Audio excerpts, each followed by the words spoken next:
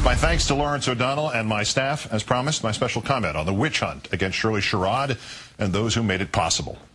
On the 15th of October, 1894, a fervently patriotic, almost jingoistic Frenchman stepped onto the office of the Minister of War in Paris. He had been told he was simply attending a review, and he was still not suspicious, even as another man slammed a hand on his shoulder and arrested him for treason. Just 82 days later, he was convicted, stripped of his military rank, sentenced to life imprisonment, and sent to a fortress in Guyana. He was, of course, utterly and totally innocent. All the evidence against him had been fabricated, some of it literally stitched together, with the parts that would have exonerated him edited out.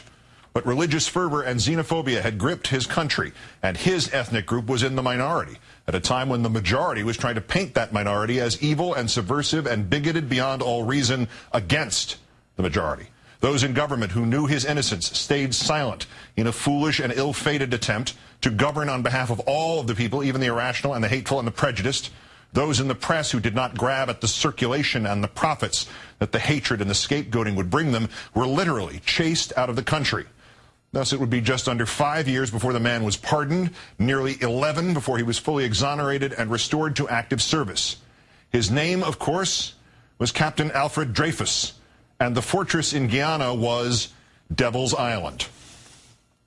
Well, we need to congratulate ourselves. How far we have come. We can pull a Dreyfus faster than the French could in 1894.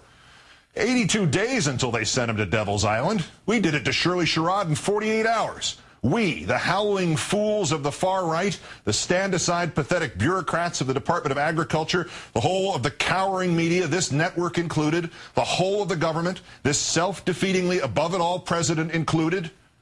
It is a merciful byproduct of the swiftness with which we can ruin somebody's life today, that the real truth will also emerge at nearly the same lightning speed if we're lucky. But no matter how much of a stretch it is to compare Shirley Sherrod to Alfred Dreyfus, mistake it not, Shirley Sherrod has been to her own Devil's Island. And thanks to the perpetual fraud machine that is Fox News and the scum that is this assassin Breitbart, there will be a portion of this country, the mindless, the hateful, the reactionary, the racist, to whom she is forever convicted and ever imprisoned. I have sat behind this desk for 7 years and pushed back at these counterfeit journalists as a man might stand at the shore and try to push back the tide.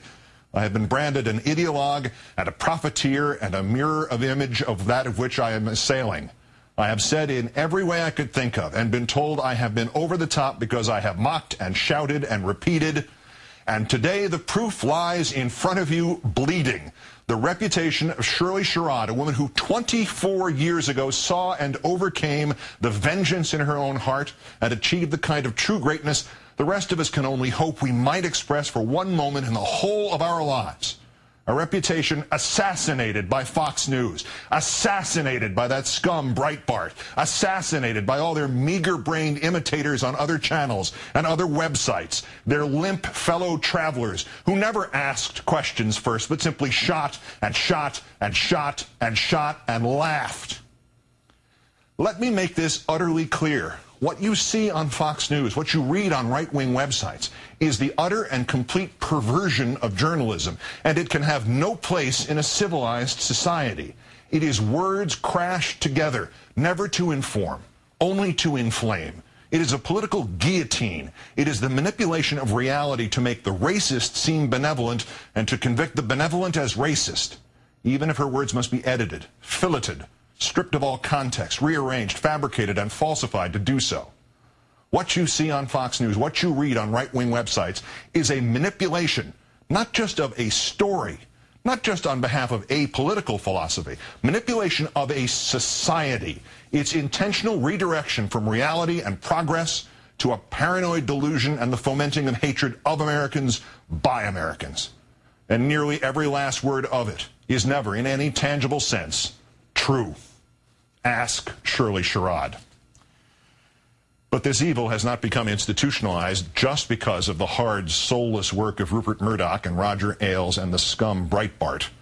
Our society has not bought into the premise of this 24-hour parade of feces dressed up as news just because of a clever marketing plan. The assassins of the right have been enabled on the left. The apologies are nice. They provide a thin line of self-respect, but only a thin one. The legitimate media did not first look at the whole videotape. We didn't first ask if the doctored clip perverted by the scum Breitbart did not seem to be leading up to a however. We didn't even today, when even this network let this pornographer of propaganda Breitbart come on and spew his lies and his venom and his fraudulent, obviously false self-defense like a quack doctor attending a life or death surgery. We didn't once consider the source. We are appalled by her actions, said the head of the NAACP. She mistreated a white farmer in need of assistance because of his race. Benjamin Jealous didn't first look at the whole videotape, didn't first ask the farmer if, as proved true, Ms. Sherrod had saved his farm. We have been working to turn the page on the sordid civil rights record at USDA, said the Secretary of Agriculture. This controversy could make it more difficult to move forward on correcting injustices. Tom Vilsack didn't first look at the whole videotape, didn't first ask if the event took place when Ms. Sherrod worked for USDA and not 24 years ago when she didn't.